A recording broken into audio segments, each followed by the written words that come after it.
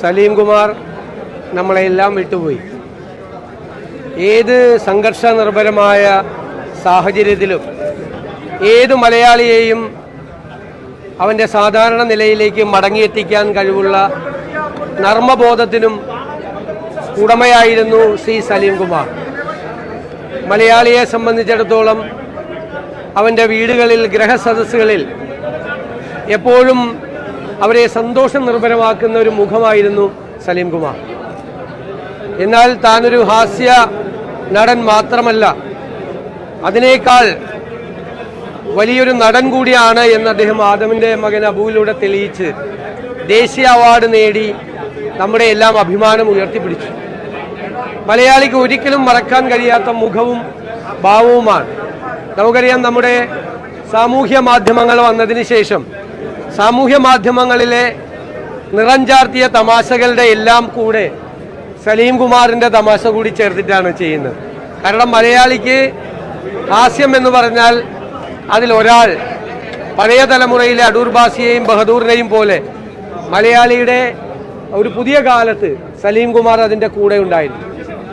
എനിക്ക് വ്യക്തിപരമായ നഷ്ടമെന്ന് പറയുന്നത് എനിക്കൊരു സഹോദര തുല്യനായ ഒരാളെയാണ് അക്ഷരാർത്ഥത്തിൽ നഷ്ടപ്പെട്ടിരിക്കുന്നത്.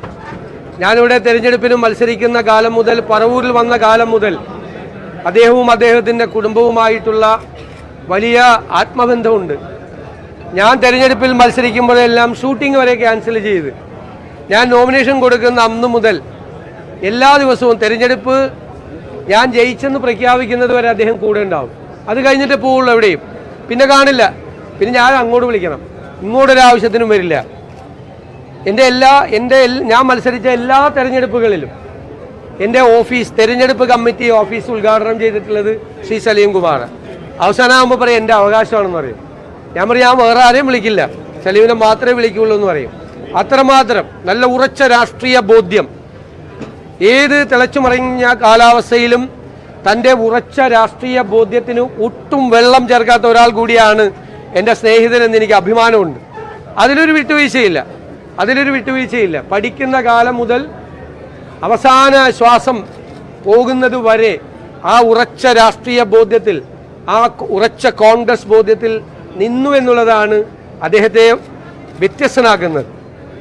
ഏറ്റവും അവസാനം പങ്കെടുത്ത പരിപാടി ഞാൻ മുഖ്യമന്ത്രിയായി സത്യപ്രതിജ്ഞ ചെയ്തതിന് ശേഷം പറവൂരിലെ പൗരാവലി എനിക്ക് നൽകിയ സ്വീകരണത്തിനാണ്. അതിനു മുമ്പ് ഞാൻ പങ്കെടുക്കുന്നത് കൺവെൻഷനിലും തെരഞ്ഞെടുപ്പ് കാലത്ത് എല്ലായിടത്തും ഉണ്ടായിരുന്നു. തെരഞ്ഞെടുപ്പ് വന്നാൽ എൻ്റെ വീട്ടിലോ തെരഞ്ഞെടുപ്പ് കമ്മിറ്റി ഓഫീസിലോ ഉണ്ടാവും. അത്രമാത്രം ഹൃദയബന്ധമാണ്. ഇത്ര പെട്ടെന്ന് ഇങ്ങനെ ഒരു വിടപറയൽ ഉണ്ടാകുമെന്ന് കരുതിയില്ല.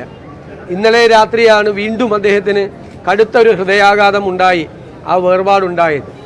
ഞാൻ കുടുംബത്തിനോടുള്ള ഔപചാരികമായ ദുഃഖം പ്രകടിപ്പിക്കുന്നില്ല. കാരണം ആ കുടുംബം എൻ്റെ കൂടെ കുടുംബമാണ്, ഞാനും കൂടി ആ കുടുംബത്തിൽ ഉൾപ്പെട്ടതാണ്.